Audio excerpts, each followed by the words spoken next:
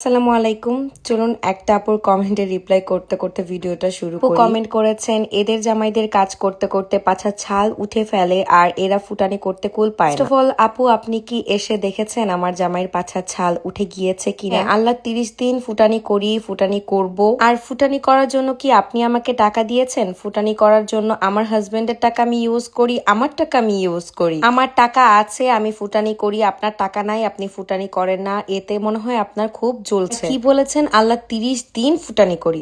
আল্লাহ 30 দিন ফুটানি করা আল্লাহ তাআলা আমাকে তৌফিক দান করেছেন। আপনাকে সেটা হয়তো বা করেনি, আপনি ফুটানি করতে পারেন না। একটা কথা লিখেছেন, না আছে কোনো পড়ালেখা, না আছে কোনো কাজ। সব থেকে বড় কথা হচ্ছে আমি যে ফুটানিটা করি সেটাই হচ্ছে আমার কাজ। আর পড়ালেখার কথা বলছেন, আমার বিয়ে হয়ে যাওয়ার পর আমি আর পড়ালেখাটা কন্টিনিউ করিনি। এটা যার যার ইচ্ছা, কে পড়ালেখা করছে কে পড়ালেখা করছেন সেটা তার পার্সোনাল বিষয়। হয়তো অনেকের কাছে খুবই পছন্দের, অনেকের কাছে পছন্দের না, এটাই তো স্বাভাবিক, তাই না? যাদেরকে আমার পছন্দ না, প্লিজ আপনারা আমাকে ব্লক করবেন অথবা আমার পেজে আমাকে আনফলো করে দিবেন। আমি কখনো কোনো কিছু বলি না। অনেক সময় অনেক খারাপ কমেন্ট দেখার পর আমি সবসময় চুপ থাকি, মাঝে মাঝে না চুপ থাকতে পারি না। আমি এখন কথা বলা শুরু করেছি, অনেক আপুর কাছে আমি অনেক অপ্রিয় হয়ে যাব, কোনো সমস্যা নেই। সোশ্যাল মিডিয়াতে ভালো খারাপ অনেক মানুষ আছেন, আপনারা কাকে বাদ রেখেছেন উল্টাপাল্টা কথা বলতে, গালিগালাজ করতে? 5 মিনিটের একটা ভিডিও দেখে অনেক কিছু অনেক মন্তব্য করে বসে। হোক, এগুলো নিয়ে আমি আর কথা বলতে চাই না। সেদিন আমরা হচ্ছে টিউলিপ বাগানে গিয়েছিলাম। আমার লাইফের ফার্স্ট টাইম আমি এত সুন্দর টিউলিপ দেখেছি। এই ড্রেসটা হচ্ছে আমি আর্টস অফ প্রিয়া থেকে নিয়েছি। ড্রেসটা আমি প্রায় 5 মাস আগে কিনেছি, কিন্তু পরাই হয়নি, কারণ এই ড্রেসটা রেখেছিলাম আমি টিউলিপ বাগানে পরে যাব। ফাইনালি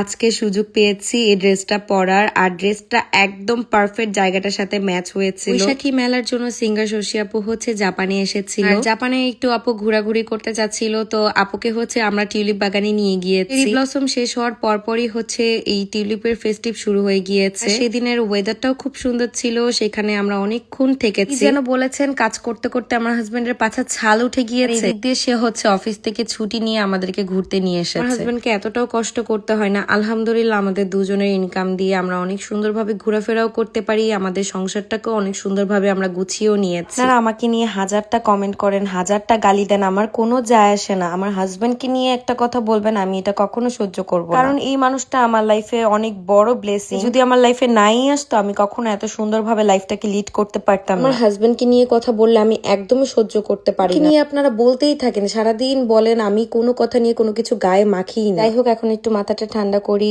শশী আপু হচ্ছে টোকিও নাইট লাইফটা দেখতে চাচ্ছিল। টিউলিপ বাগানে ঘোরার পর আমরা আপুকে নিয়ে হচ্ছে শিনজুকু চলে যাই। এটা হচ্ছে শিনজুকুর সব থেকে ফেমাস জায়গা। টোকিও সাইডটা দেখতে খুবই ভালো লাগে। পর স্ট্রবেরির এইটা হচ্ছে আমরা নিয়েছিলাম, এটা খেতে বেশ ভালো লেগেছিল। আর আমি জানি না আপনারা আমাকে পার্সোনালি কতটুকু চিনেন, আমি সবসময় চেষ্টা করি সবার সাথে মিলেমিশে থাকার। আমার শ্বশুরবাড়ি ফ্যামিলি হোক, সেটা আমার বাইরের মানুষ হোক, সেটা আমার ফ্রেন্ড সার্কেল হোক, যারা আমাকে সামনে থেকে দেখেছেন, যারা আমাকে সামনে থেকে চেনেন, তারাই হয়তোবা আমাকে জানেন যে আমি কেমন। ঘুরতে ঘুরতে এই টোকিওর ম্যাগনেটটা পেয়ে গিয়েছি। ভেবেছি যেখানেই জাপানে ঘুরতে যাই না কেন, আমি সব জায়গার একটা ম্যাগনেট নিব, আর টোকিওর এই ম্যাগনেটটা নিয়েছিলাম। ম্যাগনেট গুলো কিনে আমি হচ্ছে আমার ফ্রিজে লাগিয়ে থাকি। অনেক রাত হয়ে গিয়েছিল, আমরা তারপর মিথুন আপুর বাসায় চলে গিয়েছিলাম। আর আপু হচ্ছে কোনো কিছুই রান্না করে যায়নি, আপু ইনস্ট্যান্ট হচ্ছে ভর্তা কতগুলো বানিয়েছে। আমাদের এখানে আসার কোনো প্ল্যান ছিল না, হঠাৎ করে আমরা আপুর বাসায় চলে এসেছি। আর আপু সাথে সাথে এই যে এত কিছু করে ফেলেছে, এখানে গরুর মাংস করেছে,